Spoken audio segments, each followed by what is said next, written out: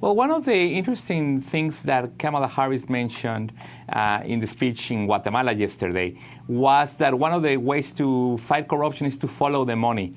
As we know, a lot of these corruptly taken funds end up in cities like Miami. So the U.S. can keep a better track of these foreign bank accounts and maybe take some of those resources. Another big development that happened in Guatemala is that there was an agreement between the government of Guatemala and the government of the United States that if the United States takes this money from corrupt origin in the United States or from organized crime, they're not going to keep it like they normally do in the Treasury here in the U.S., but they're actually going to return it to Guatemala to be used in anti-corruption and anti-poverty programs. I think that's a good development in the right direction. And it is easier to follow the money in the digital age, Ernesto. In a way, it's harder, but what the operation recently, where the U.S. government was able to track the cryptocurrency paid to this criminal group that had hacked some of these key infrastructures in the U.S., shows that the U.S. has the ability to track even digital and cryptocurrencies when it has the determination to do so. Laura Carlson, you agree the way to go about it is to follow the money?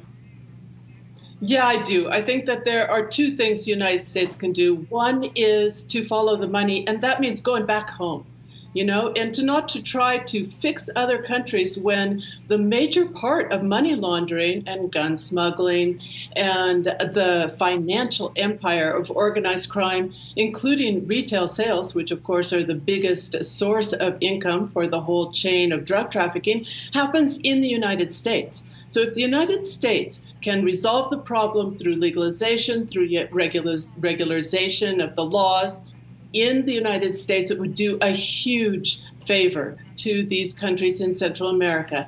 And then I'm not as in favor of just a blanket strategy of funding civil society organizations, because almost all of those programs, including the famous democracy promotion programs in the United States that have their origins in the Cold War, have a political agenda. If you look at Mexicans Against Corruption, it'd be very difficult. You'd have to be very naive, considering the people who are behind it, to say that there's not a political agenda there. So the second point would be to just do no harm. The United States government stood up beside Juan Orlando Hernandez and helped him steal an election that put him in power against the will and with the brutal repression of a large part of the population. Now his brother was convicted on drug trafficking. He's still implicated in cases, and the depth of corruption in Honduras has just gone deeper and deeper. That happened under Donald Trump. Do you think it would happen again if on the watch of Joe Biden and Kamala Harris? We can certainly hope not, but we have to remember that the Obama administration orchestrated the exit of Zelaya without returning to constitutional rule before holding elections again. So there's certainly some precedents within history that show that they have not learned the lesson that self-determination and democracy are really the basis for putting these countries back on their feet.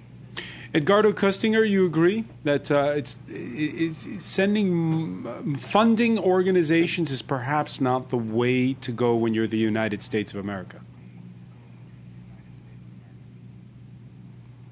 Yes, I think it's the best thing to do, because it's the empowering society will create, let's say, a positive effect against narco-traffickers. Why? Because they are, as you can see now with the elections, they rule. I think there's a lack of real strategy against the organized crime that has reflect a lack of authority, and the criminals take advantage of.